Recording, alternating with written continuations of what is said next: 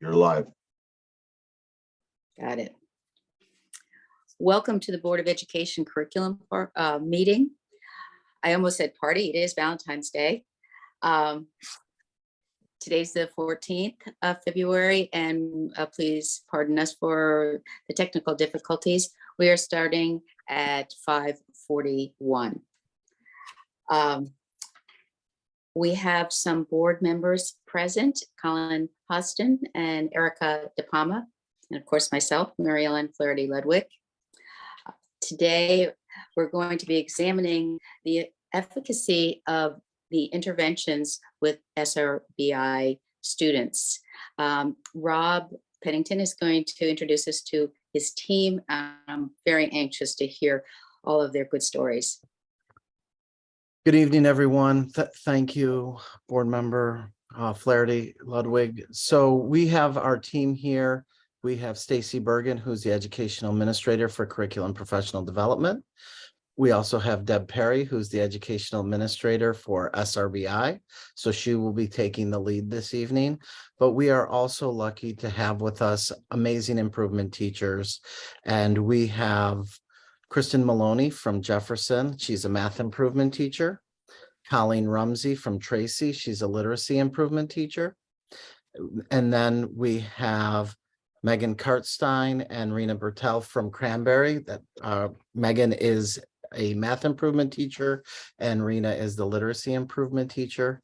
And then we have Jen Clem from Nathan Hale Middle School, and she's a literacy improvement teacher. So we're very lucky to have them this evening to take time to join and share some of the great things happening with SRBI. And with that, I'm going to turn it over to Dr. Perry. Thanks, Rob. Are you going to share your? Great. So thank you, everybody, for joining us, and thank you for your introduction, Mr. Pennington. So for the agenda tonight, we're going to go over what is SRBI. Also, we're going to go over the what I need block, and then data analysis and some of our information from there. Students have been seen by improvement teachers, different information from numbers, from data, reading buddies, PLCs, and PDs, some information that we've been going more in depth on, case studies, school improvement highlights, and then special education referrals and questions. So what is SRBI? So it is scientific research-based intervention that all schools K-8 have a daily intervention block for 30 minutes where we have all hands on deck to support the instruction. All schools K-8 have that math and literacy improvement teacher supporting with tiered intervention. Those improvement teachers are providing support with the outside of the tier 1 curriculum, and they're using research-based programs to provide fundamental interventions to provide support for basic skills. Improvement teachers have been using the pullout or sometimes push-in the classrooms, and they are also provided with monthly trainings to help support them with their professional development. So who qualifies for intervention services? So these are students that are in the bottom 20th percentile, receive letters home for the formal SRBI, but all students in the bottom 40th percentile are part of intervention, and they could receive services during the WIN block. This letter just explains the need area for intervention, and then these groups are pulled in groups of 6 to 1, with again these scripted programs supporting the students and their needs. So you can see below, these are some of our groups that we have all different times of the day, some in WIN with all hands on deck model of teachers, or we have improvement teachers providing those interventions for the bottom 20th percentile in formal SRBI.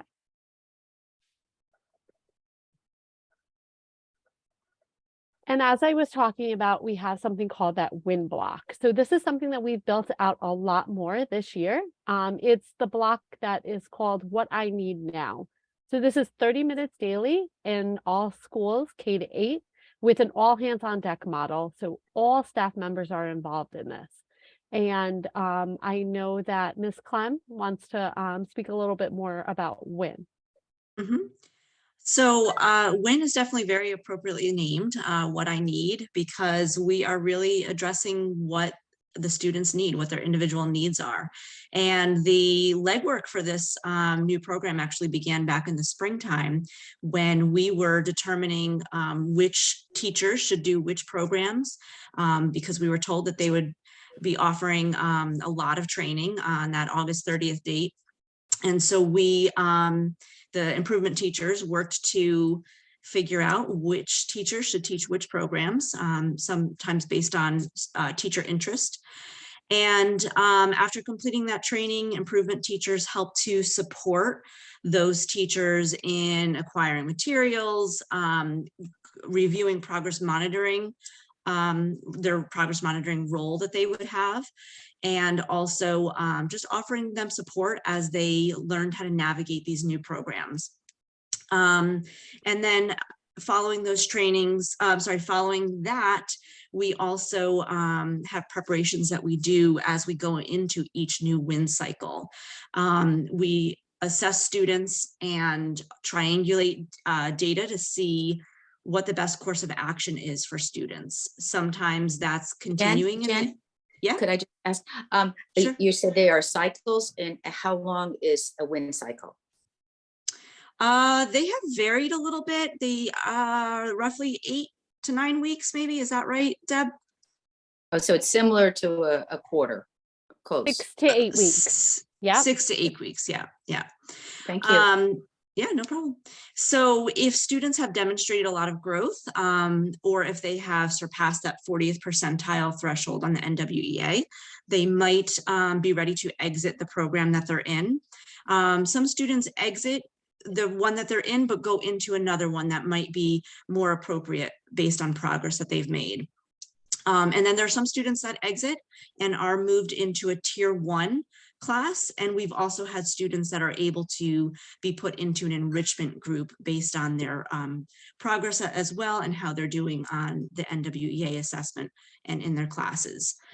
And then throughout the cycle, we monitor progress, because that's one of the things that we look at to see if a student is ready to exit out of their intervention. All of that is taken into consideration. Jen, one more Sure. clarification question.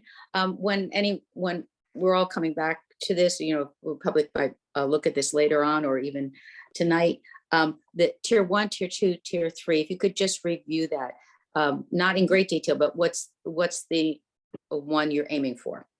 Yeah, so tier 1 is any support that is given within a regular classroom.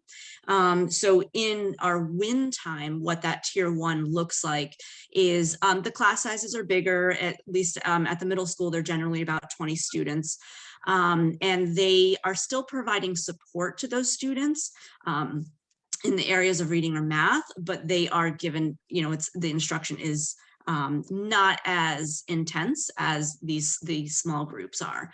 So then that brings us to tier 2, which is our small group instruction, where the class sizes are 6 students.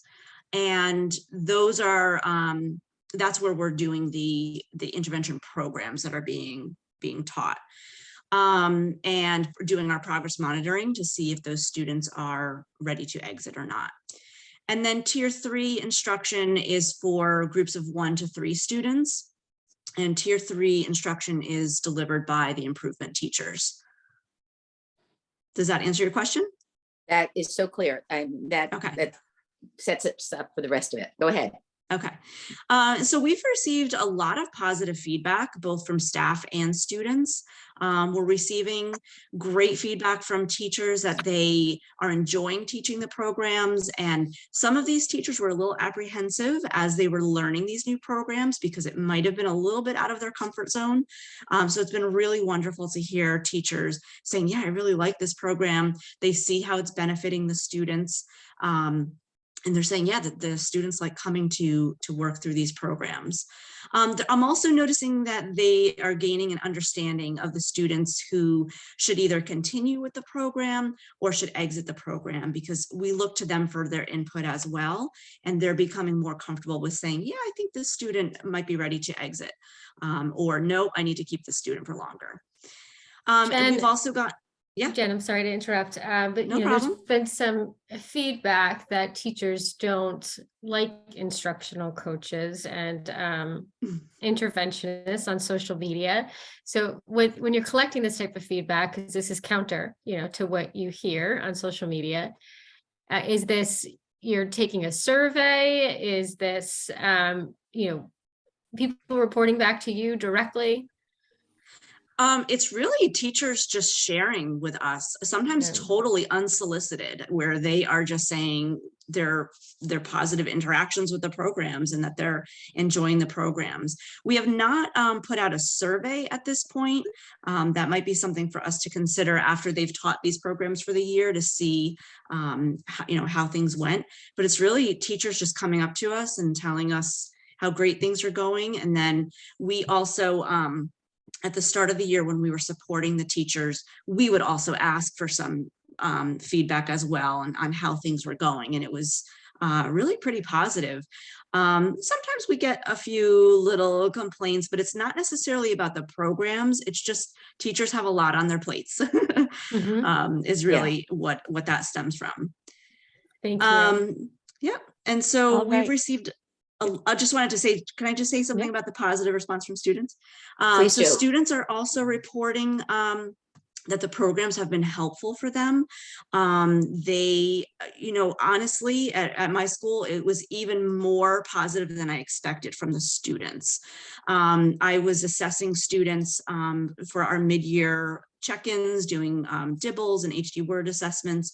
And I would often comment to the student that I noticed that they've made a lot of progress. And or sometimes I would just not even comment on that and ask them how they feel like their work during that WIN time is going for them. And it was really positive. I had a student who said that yes, it's helpful, and that they are able to work in small groups. They appreciate that individual attention. And one student was like, yeah, it's like very helpful. Like, this is a student I wouldn't necessarily expected that much of a positive response from. So that's been really rewarding to see as well. And I love to hear that kind of feedback. So I think another component of this is really the calibration. So we've been able to do walkthroughs when we are doing this with WIN, all different teams, school teams, curriculum teams, and we've been able to check the integrity of how WIN is working.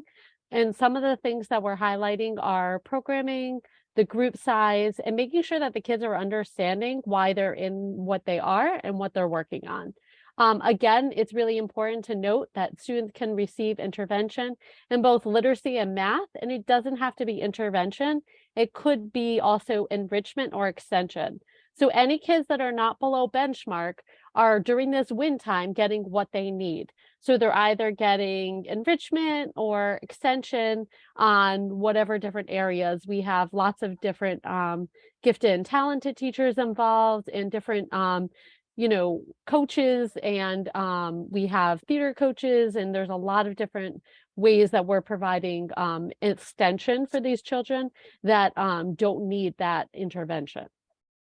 That is a good point to always mention, because when we're talking about any kind of intervention, the first thought goes to kids that are struggling.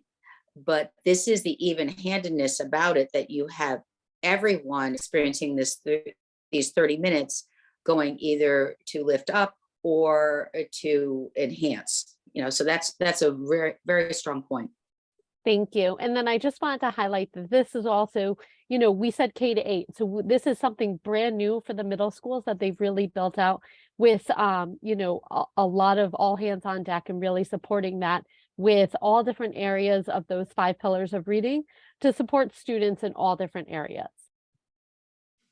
I just want to add one piece, is that these walkthroughs really have allowed us a window into the classrooms and into the structure, but it also allowed us to meet with the leaders of the building to ask what supports they need.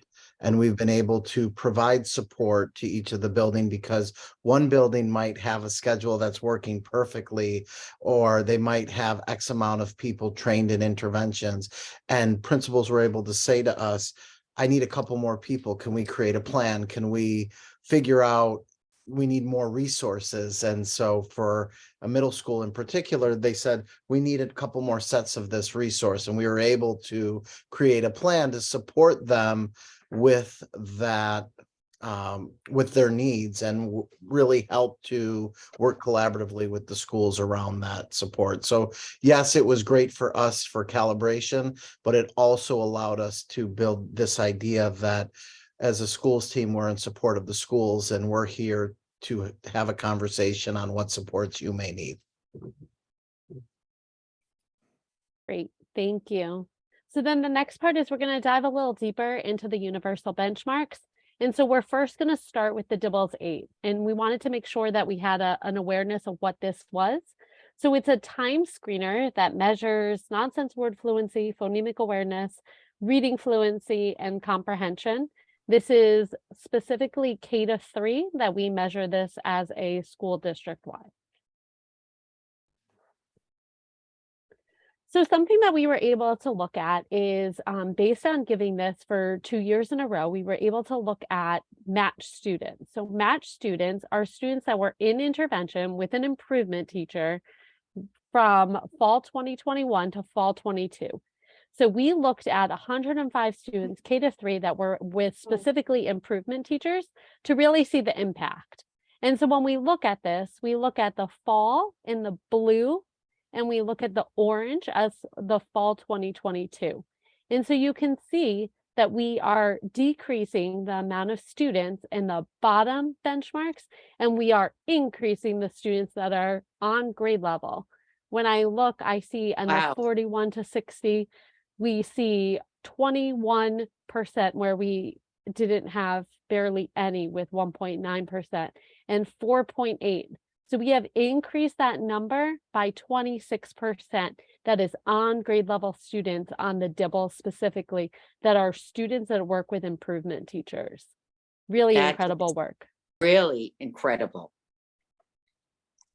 That's great. All right, next slide. So we also wanted to look at the winter overall numbers. So when we look at students, we are looking at below benchmark is in that red. Those are our students that are well below quantified by the DIBELS 8. And so when we look at blue is the winter 2022, and orange is our winter 2023. And you can see that we've decreased our numbers so far almost all throughout, and really made some really good growth in that percentage wise. So what happened with grade 3? That was So that is an area that we need to focus on as a district to support, because we did not see that level of decrease, right? Right. We pretty much remained stagnant. We actually went up 0.3. So that's an area that as a team, we are going to dive in and see what's happening and what are some of the factors that are playing a factor, because kindergarten, 5% decrease, first grade, 4% decrease, second grade, almost a 10% decrease, 9%. That's like whooping. it's great. But in third grade, we remain stagnant. So now as a team, that allows us to say, what can we do with third grade? What's happening? It really is, this data analysis is an important piece of our work, because it really allows us to say, this is an area of focus for us, and what's happening and what can we do and what are we seeing across the organization. And I think that's the grade that's probably most impacted by COVID, because they came in to elementary school in the height of it and never really had an experience prior to that, right? Mm-hmm. And I think, Go yeah, ahead. part of Erica, this I work agree is, with you on that. I was thinking of that right away. Yeah. part of this work is so important too, when we dive a little deeper, to make sure that we're looking at that collaboration and really looking at how are we going back and looking at our core instruction, that tier 1, to make sure that we're also supporting those students in there, and then again providing that in the intervention areas. So I think that's, really the good conversation of really diving a little deeper and really making sure that we're targeting all those areas. Right. And Deb, if I may too, this curriculum committee, and I've said it time and time again, change and growth, it takes 3 to 5 years. And we know that there's an urgency with this, and we're trying to stop the gap. That's really what we're doing here. But we really need to also keep that in the back of our heads, that change and growth takes 3 to 5 years for most. There are, great growth, so, a 10-point gain, which is wonderful. But we just want to always remember, slow and steady wins the race. And Stacey, that reminds me of something that should be reinforced as as we go through this, the importance of closing the gap this early on. Can you just speak to the data or the studies that have been done and the importance of SRBI prior to third grade? Sure. So we know, we know, or research tells us, right? So when we talk about the we, I talk about like the bigger world out there. Research tells us that if a student is not reading at or on grade level by the end of second grade, and really that's a little bit later, that what happens is it is a 6-month like regression as they move from grade to grade. And it's almost impossible to sort of catch them up before 5th grade. And then what happens is most kids then transition to middle school. And as a former middle school and high school educator, it just becomes this compounded problem. And we want to make sure, and sometimes in the world of education, we play the blame game. Like, middle school teachers will blame the elementary school teachers, high school teachers will blame the middle school teachers. And really what it was is that the kids were failed, and we needed to be able to address their needs, their literacy needs much earlier on. And that's something that in part of the work that I'm very proud of this team has done is really invested the time, energy, and resources into making sure that we try to keep that gap much shorter. We want to keep the number of students who are in second grade who are reading at or above grade level. We want them for it to be above, not below. We don't want to play the catch up, because when kids are catching up in middle school or in high school, oftentimes that leads to bigger social issues that then we're also having to mitigate. So the earlier early detection, in every type of illness we have in this country, we talk about early detection. This is early detection. This is early prevention. And I think that's so important to emphasize when we talk about how we used our ESSER funds and, how it was used to, address learning loss, specifically using these instructional teachers. They really, if you didn't capitalize on this window and apply those funds to these children during this window, we would have missed the boat on these children. Absolutely. And I do want to just reiterate that going back a couple of years ago, we did not have this formal system that we have in place now. This has been really building out the systems and structures of across K-8, and to be able to build this during this time was so crucial because the needs have been heightened across the board. And so to see some of this positive growth, it's very invigorating to the work and just gets us excited to continue to grow. And I think that I'm going to flip it to the next slide, which I didn't have the data for the mid-year update, but it's probably one of the most exciting pieces. And I will switch it to our next slide. Go ahead, Dr. Perry. All right, so in February 2022, we had 1,151 students that were in the well below benchmark on the DIBELS. And then in fall 2023, we had 960 students in the well below benchmark on the DIBELS assessment. That means that we had a 16.6% decrease in the number of students for the summer academy. And this is based on reading fluency and accuracy. And I am so proud of this, as Mr. Pennington was just saying, because this really shows it. Wow. And this is 1 year growth. So we're saying that it takes a long time to address it, but look at the impact that we were able to have in just that 1 year. So can we like summarize it? It's the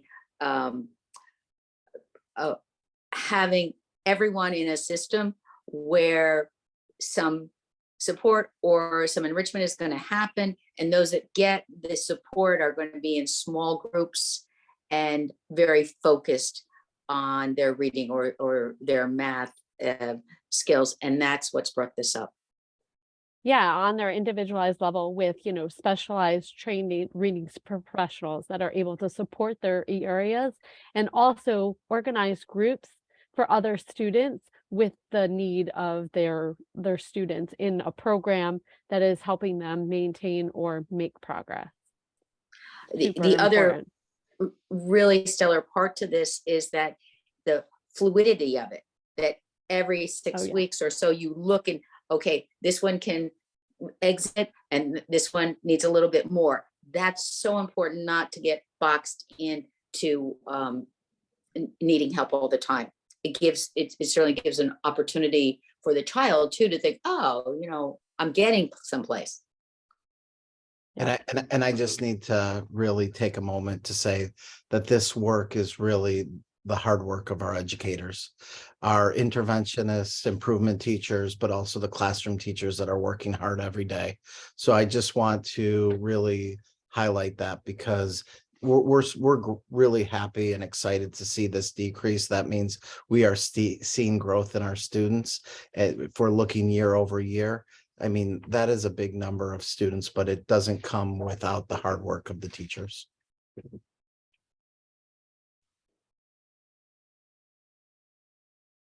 All right, so the next benchmark that we're going to look at is NWEA. This is the Northwest Evaluation Association MAP growth test, and it's nationally normed and standardized, and it finds out what you know in reading and math, and it's a computer adaptive test to adjust based on the student's knowledge. So we're going to start with literacy, and this is grades 4 to 8. And again, we looked at some matched students. So these were students that were working with improvement teachers from fall 2021 to fall 2022. And then we looked at 133 right here. And so we can again see that there's a 19.5%, so almost 20%, that we were able to get up to grade level on this that were not at all. Again, a significant impact in just one year. So again, when we look at our students, we look at February 2022, 881 students were well below that benchmark in literacy on the NWEA. And in fall 2023, we had 837 students well below benchmark, grades 4 to 8. And that's a 5% decrease in the students that require summer school. Look at that, down at the bottom, you can see it's still a significant number.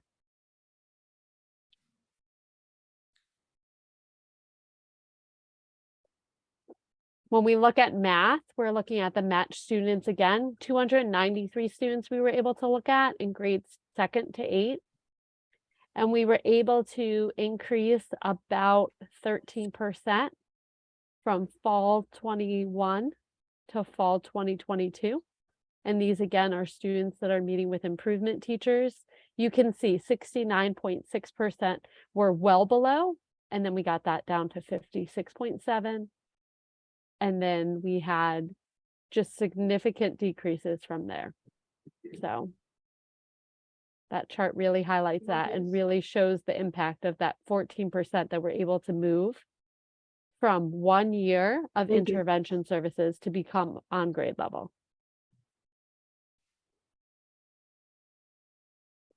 When looking at 200 matched students for the winter, on average, students increase 7 percentile points. So that's actually moving actual percentile on the NWEA.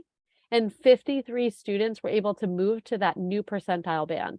So if you were in the well below, you were able to move to below, or if you were in below, you were able to move to on grade level in that yellow, that 41 to 60, or maybe even to the green. So that is 1/4 of the students that were able to move to a whole new percentile band and really make that impact.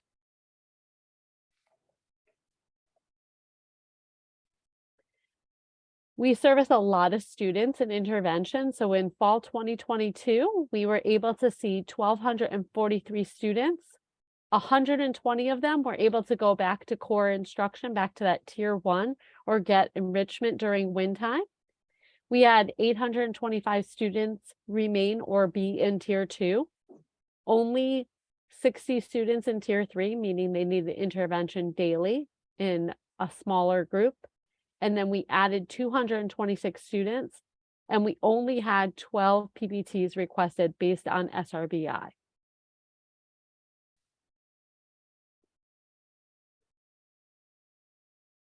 In math, we had 510 students that we were able to see in intervention for fall 2022.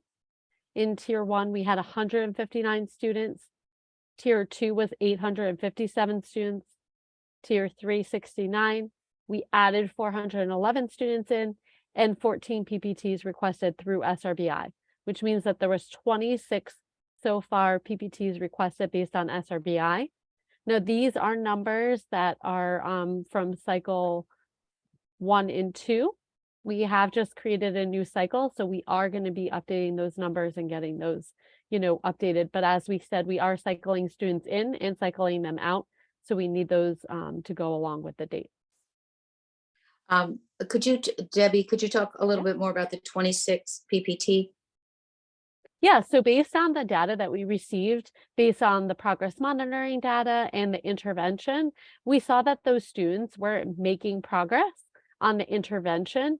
And so we collected enough data that we were able to then go back into the core instruction and see if they were able to provide backup data to also show that they are not able to access the curriculum in the classroom. And then from there, we were able to meet with the team and discuss the referral and see if it's appropriate to move along, because that is the process to move along with if you require specialized instruction. I see. And is that we were previously having most of the requests for IEPs for children from parents or from teachers? Is this new to have more coming from parents? So I'll just jump in just to add a piece. We do have a slide at the end on specialized learning services, so we will touch base on that. But I think prior to SRBI being put into place, a lot of the referrals were coming from parent requests, and you'll be able to look at the number of requests from last year and then the number of requests this year, which Dr. Perry just mentioned. And the team makes a recommendation to go to PPT, and then the PPT team will make the next step recommendations. So SRBI can make a recommendation for a student to go to PPT, but then after that, then it's the PPT team that will take the next steps moving forward. Thank you. Absolutely. So I just want to look at our comparison from fall 2021 to fall 2022. The number of students all below benchmark, so well below or below. In math, we had 3,800 in the fall of 2021. And then in the fall of 2022, we had 3,053. So we reduced it by almost 750. And in reading, you had 3,039. In the fall of 2021, and in fall of 2022, you had 2,041, which means you decreased it by 998. So yeah, almost 1,000. Really, really good numbers. Really looking at the impact too, and showing overall, how we still have a lot of students, but that is really working. We are able to target those students with intervention and support their need to really have them make growth.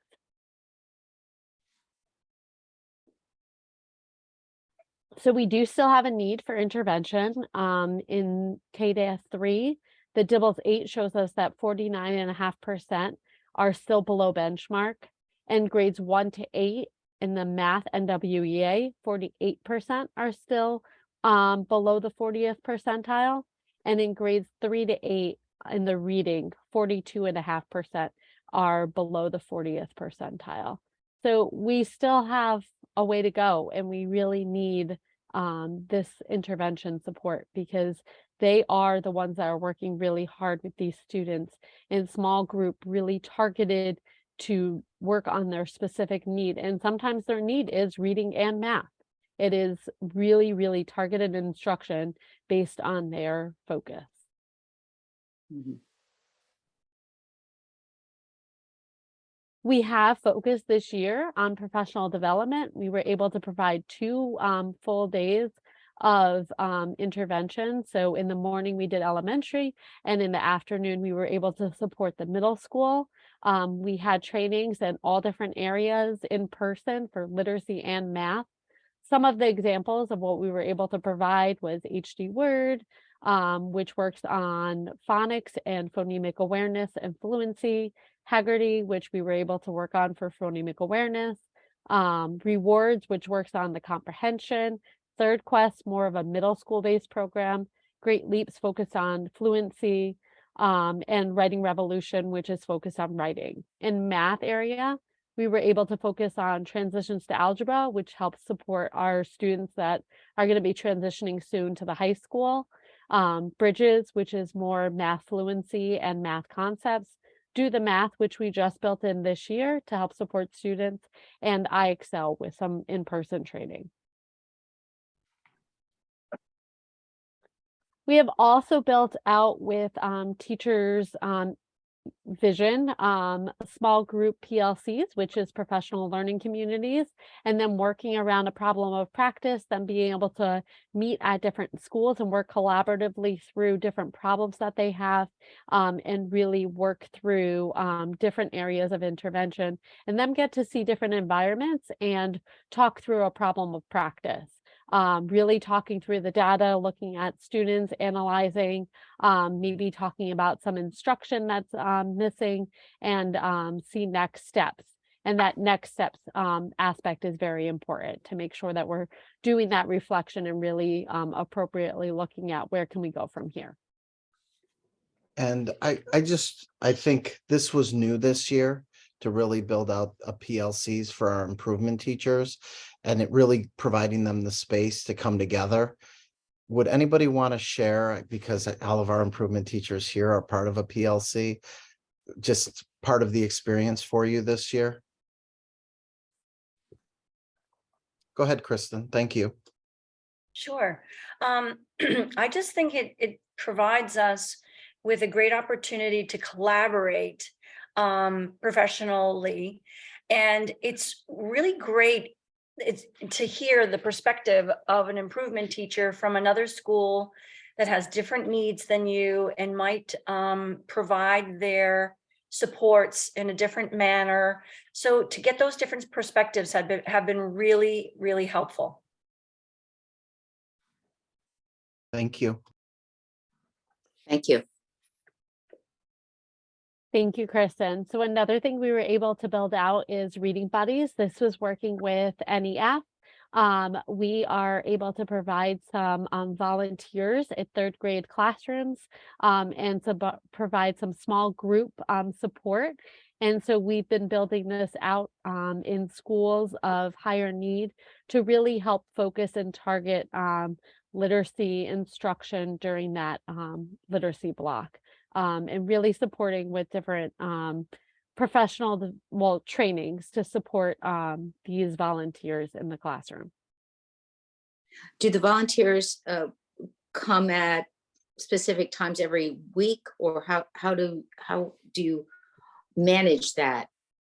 Yeah, so there's the flyer. We have the NEF that's supporting with organizing, getting the volunteers, and then once they get to the school, past the training piece, the school coordinates when their literacy block is for third grade to help support those students in small group.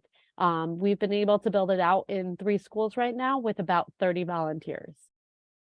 And which are the schools? So currently we were able to build out Wolf Pit, we were able to build out Silvermine, and we worked with Kendall. We're working on 2 more sites currently to build out some more professional development and training for the volunteers. So if there's any interest, definitely look at the QR code, and we are willing to have more volunteers. Okay, And spread the word. Yeah. And we were very strategic around selecting third grade. Yes.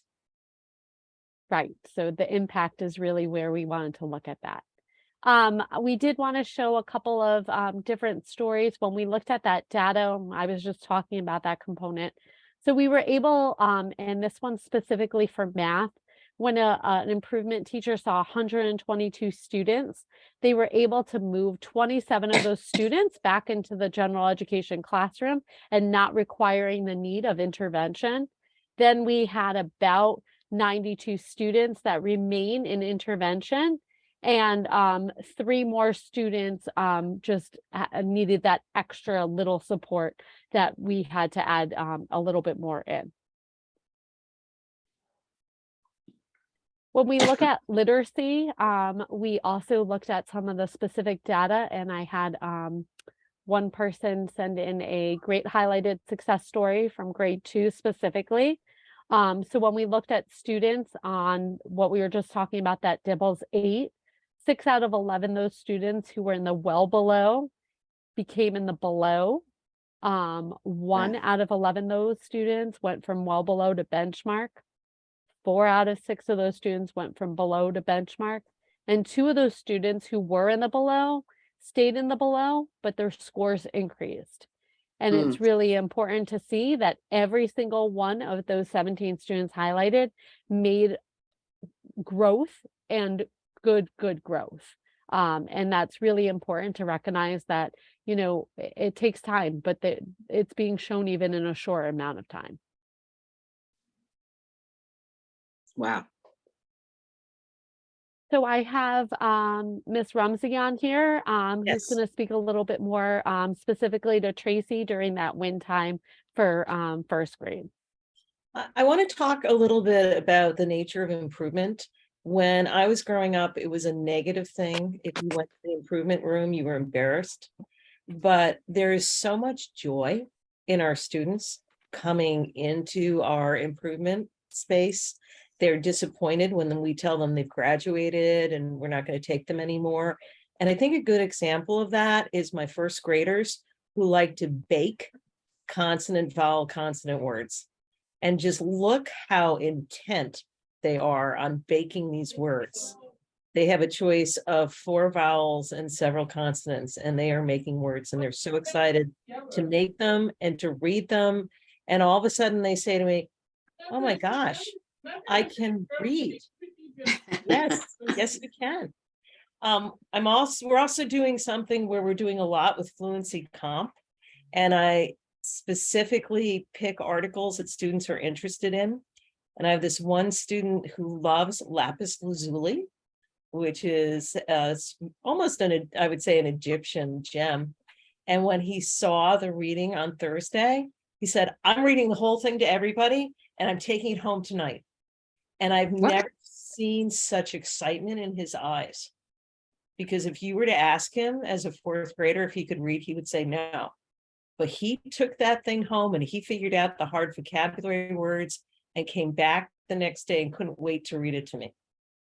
So I think we're trying very hard to find the joy and the fun in both math and literacy. And when you come in and you're joyful and you're happy, you're learning.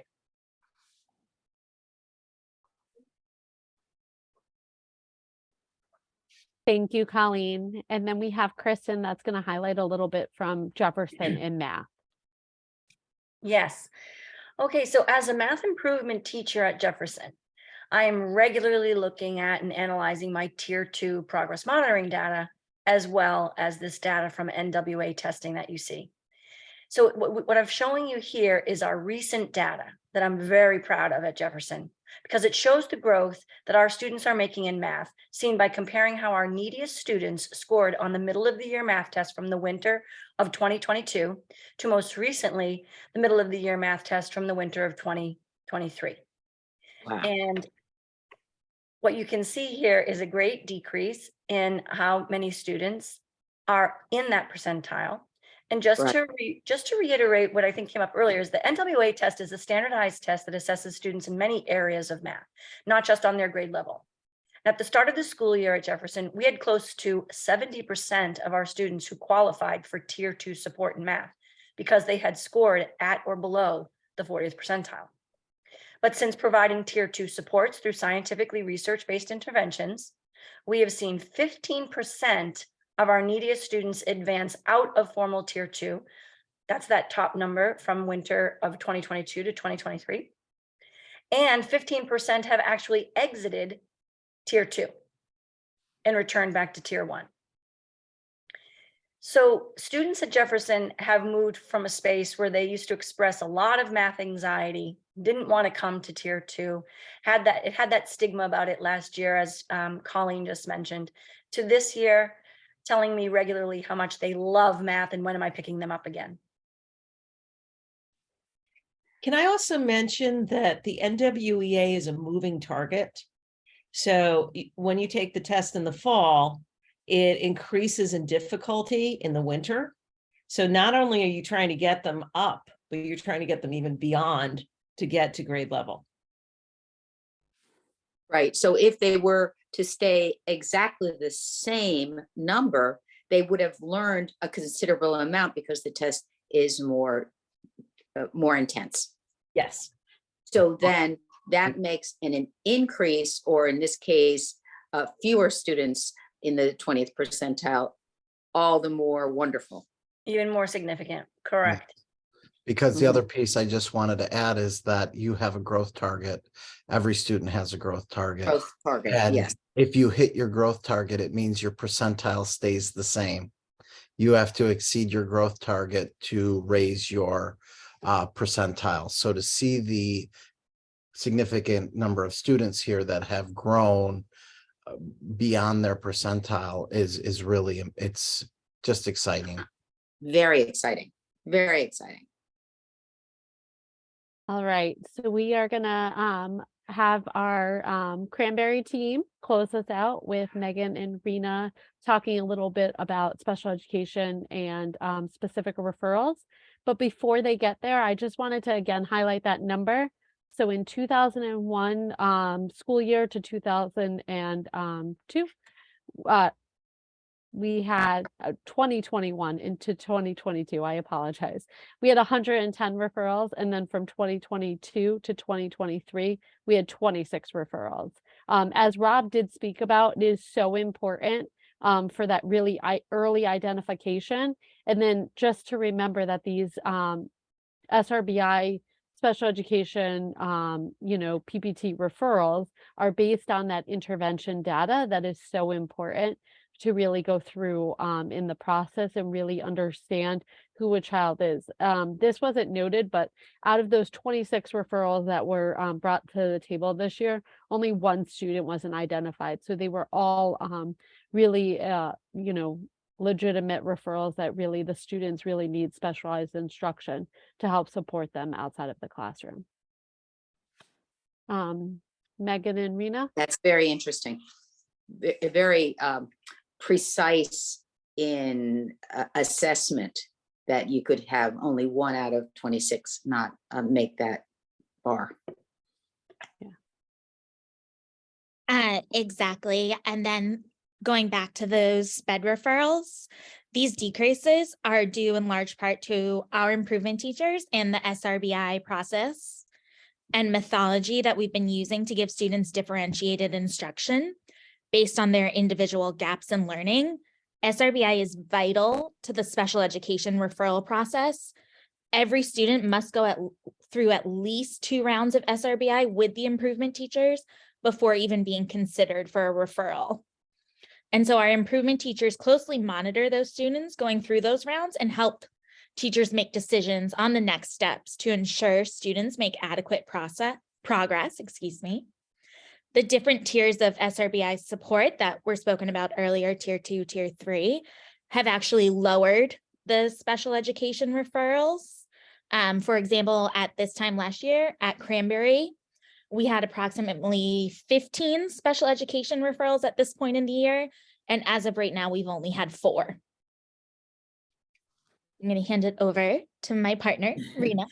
So we've also heard from our special education teachers how much pressure this takes off of them, with time being taken away from being able to service their students and having the burden of testing so many students last year. And this year they were they felt like the sigh of relief that they were actually, you know, not having to do that as much.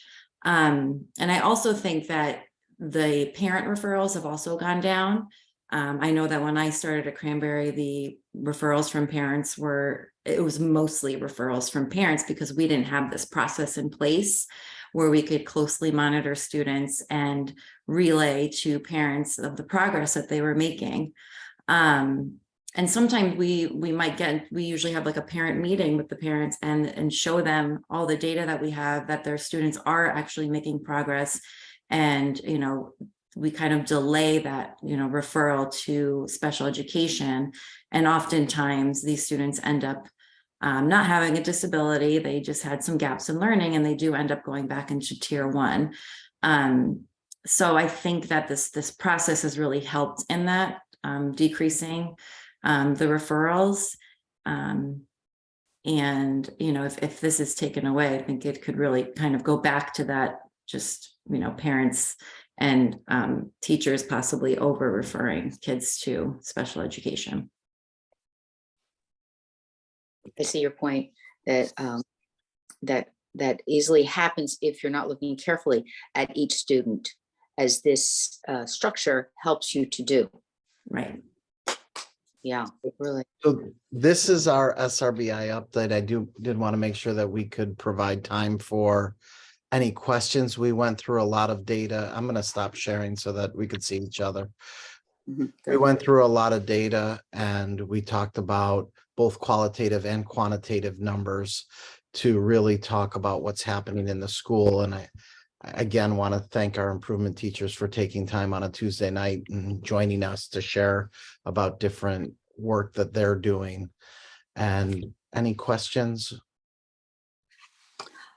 I have no more questions, but I just want to commend you for the work you're doing. And also I like the, when you're talking about walkthroughs and checking that everybody's, you know, kind of doing it the right way, the tone seems to be truly supportive. It's not trying to catch you doing something wrong. It seems, am I reading this right, that it sounds like, okay, even the terminology, all hands on deck. That means, you know, everybody's here to help these kids succeed. And I want to commend that attitude of teaching, working, treating teachers and professionals that way. And then that definitely just cascades into the children getting that same kind of wonderful treatment. Well done. I just want to reiterate the importance that we want to set kids, our teaching community up for success. That's our ultimate goal, right? Because when we have successful children, and successful doesn't always equate to like achievement, right? Success means different things to different groups of people. And our ultimate goal is to have, you know, we always say like, let's have a successful year. And that's really what we want. We want our kids to be successful. We want our teachers to be successful. And in the end, yes, if student achievement is the outcome of that, then great. You know, but we want kids to feel good about being in school. I really, Tracy, I'm not Tracy, Colleen, thank you for, my head went to your school.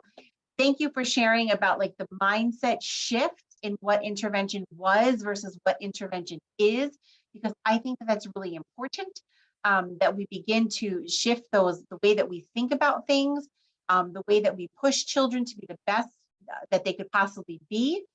And that we join them along this journey of learning. Yes. And thank you for the joy. You're welcome. Come down anytime, bake some CDC words with us. Thank you, Colleen. Thank you, everyone. Really. If I can just ask a quick question, and first, you know, add my thank you to everyone here for this amazing work, and also for sharing this data tonight. I think Stacey made a great point that you know, part of our strategic plan right now at NPS is to prepare students for whatever future awaits them, and not to think of it as some kind of cookie cutter thing, stencil. I think we also, as Erica has noted, have to find ways to communicate that to a community and a public and, you know, local government who are perhaps thinking of it and coming at it from different angles. And, I think that having this data here for Norwalk is just, as Mary Ellen said, mind-blowing to see the improvements, the strides we've made in a really short amount of time. I think that's extremely powerful. But I also recognize Rob's point that a lot of these systems weren't uniformly in place in Norwalk up until a few years ago. And so the only thing I was kind of curious about, if we have access to it, is if we have data from another district, which could be in Connecticut or otherwise, where these kinds of SRBIs have been in formal practice for a longer time, so we can see, and really demonstrate to folks that, I think, Stacey, you said some of these things, take 3 to 5 years. These are not overnight snap of the finger thing. And even in those 3 to 5 years, we know that some of the goals and the expectations change over time. And so, if we can point to a district that is similar enough to Norwalk, where there's been formalized systems in place for a longer time, I think it would help us share that story in a larger context, and really underline that point that we are off to such an amazing start here that we don't want to pause that. We don't want to go back. So I don't know if that data is available. I don't know if it has to be in Connecticut, but if it's something even just remote, No, I think it's something sort of that similar. we can start to do some research centered around, because there are other communities that have implemented SRBI formally, and we can start to look at some of those systems. And what's interesting is I've been sharing with the team that there are some districts that have been highlighting a lot of the work that they've been doing, through the pandemic, and some of the successes that they've seen. I think the latest one was on Indianapolis. So it's interesting to see some of the success stories are tied to some of like these intervention systems, but also re-upping the curriculum to a more science of reading curriculum, which is something that we did. So combining all of these factors is having an impact. But I do think that our SRBI team, and before we close out, I just want to commend Dr. Perry, who's been leading this work, and really the work that she's done. I think that any day, if I need to find Dr. Perry, she's somewhere in a school, which is it's great. And she's really working alongside our improvement teachers. So thank you, Dr. Perry. But to go back to your question, yes, we are going to we're going to get some of that information, because I do think it's important to see some of the successes of other districts that they've had and see what that trajectory could look like. Awesome. Thank you. Yes, we want to get that information out. You're making me think of an op-ed I can write. Keep going, keep going. It's time to bring this to a close. Do I have a motion? Mary Ellen, sorry to interrupt you. Yeah. I think we forgot to approve the minutes from January. I have probably just do that quick note. Yes. Could I have a motion to approve the minutes? So moved. So moved. Colin first and Erica second. Yes, I had it right down here, Colin. Now a motion to adjourn. So Erica first and Colin. So we are adjourned. Thank you so much. And again, happy Valentine's Day. You've warmed our hearts, all of you, really. Thank you very much. Thank you. Thanks, Have a great everybody. evening. Thank you. Bye. Thanks.